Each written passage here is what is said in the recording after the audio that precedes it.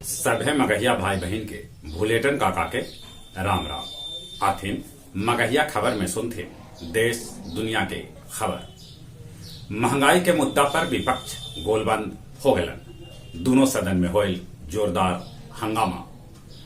आजादी के 75वीं वर्षगांठ अमृत महोत्सव के रूप में मनावल जाए, जेकर शुरुआत 12 तारीख से करल जाए। अंतर्राष्ट्रीय महिला दिवस पर महिला विधायक और सांसद सभे 50% आरक्षण के मांग कैलका।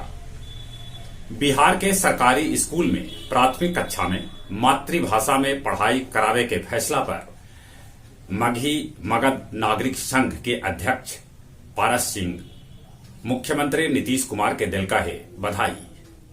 टीएमसी के टिकट न पावे वाला तृणमूल कांग्रेस के 5 गो विधायक भाजपा में शामिल हो गए। पटना गांधी सेतु के ठीक बगल में नया पुल पर काम अगला महीना से शुरू कर देवल जाए। मध्य कोलकाता में रेलवे के बिल्डिंग में लगल आग में 9 आदमी के मौत के खबर है।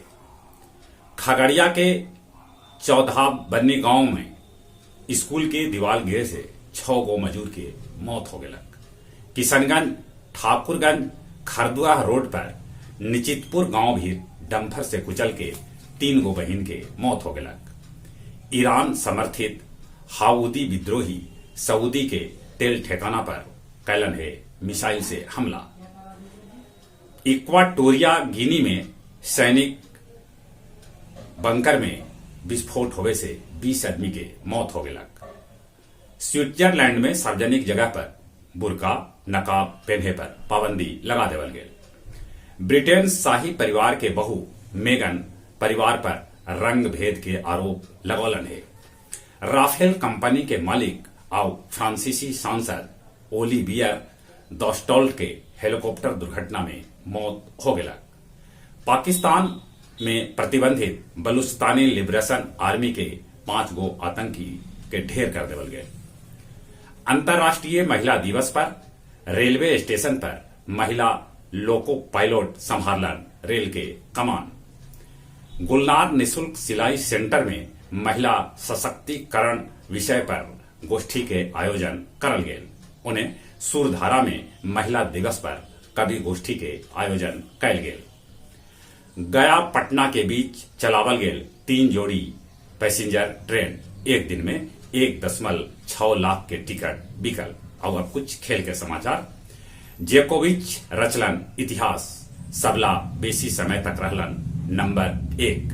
वो 311 सप्ताह लगतरिये नंबर 1 बनल रहलन। इनकरा से पहले ई रिकॉर्ड रोजर फेडरर के नाम हल। वो 310 सप्ताह तक नंबर 1 बनल रहलन हल। T20 में श्रीलंका वेस्ट इंडीज के 3 विकेट से हरा के सीरीज जीत लेलक। पोलिकॉन रैंकिंग कुश्ती में बजरंग पुनिया जीतलन गोल्ड मेडल। पंचाल के शतकीय पारी से गुजरात विजय हरारे ट्रॉफी के सेमीफाइनल में पहुंच गया। जहां तक मौसम के सवाल है, मौसम में गर्मी आ रहा है, बाकी रात के अभी ठंडा है। इ मौसम के बदलाव से बचथिन, साथे साथे कोरोना से बचे लेल मुंह और नाक पर मास्क लगाथिन, सोशल डिस्टेंसिंग के पालन करथिन। चली अपने सभी के एक बार फिर से भूलेटन काका के राम राम।